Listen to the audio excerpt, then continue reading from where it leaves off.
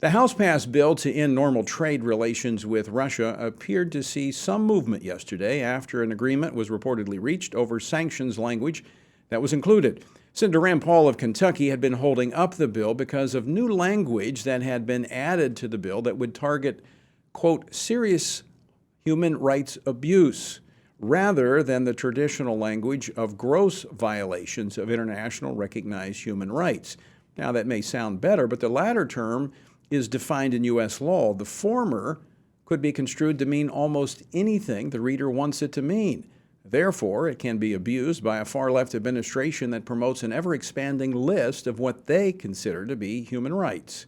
Well, a fix has been proposed that would alleviate many of the concerns that FRC has raised with lawmakers. Joining me now to talk about this and more is U.S. Congressman Chris Smith, who is co-chair of the Tom Lantos Human Rights Commission, senior member of the House Committee on Foreign Affairs, and ranking member on the Subcommittee on Africa, Global Health, Global Human Rights, and International Organizations. He represents the 4th Congressional District of New Jersey. Congressman Smith, welcome back to the program. Tony, thank you very much for having me on. Thank you for your tremendous advocacy that you played, role that you played in trying to ensure that the MFN, the end of MFN for Russia and Belarus does not have the unintended consequence of weakening the Global Magnitsky Act. I'm the prime author on the House side of that act. We had, as you know, gross violations of internationally recognized human rights, which has a very clear definition.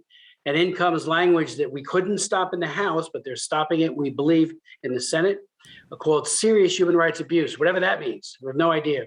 So hats off to Senator Wicker and Rand Paul, who put the hold on the bill, and others, because now we define serious human rights abuse to be gross violations of internationally recognized human rights, and then have a prescriptive list of genocide, torture, trafficking, extrajudicial killings, prolonged detentions, and arbitrary, just very, very clear and non-ambiguous language. So we're not absolutely there yet, but I want to thank you for the great work that you have done in helping to clarify this.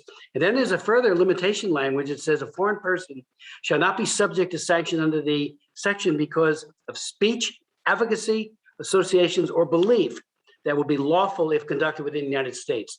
So it's a tip of the hat in a very positive way to our First Amendment. We don't want people who disagree with the Biden administration finding that they are sanctioned, can't come here, can't get a visa because they happen to be pro-life, for example, and also told they can't do business, economically here. So it's so far it looks like we're going to prevail. Fingers are crossed that there be no last-minute glitch.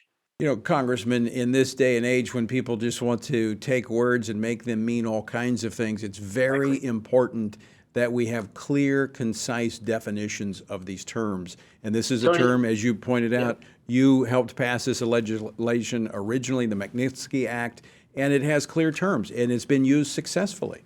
Exactly. And there was an attempt when we were doing it a few years ago to weaken the language, to have a definition that was very porous and flexible. We don't want flexibility. We want clear, precise terms about what human rights entails, because that word it's become like elastic by some people. Everything's human right. No, it's not. Right. So, Tony, I'm going to have to run. I hate to do this to you, but there's a vote on the floor and it's passed there. It's been up there. Congressman, you're there to vote. We appreciate you joining us. Go and do your duty representing your constituents. And thank you so much.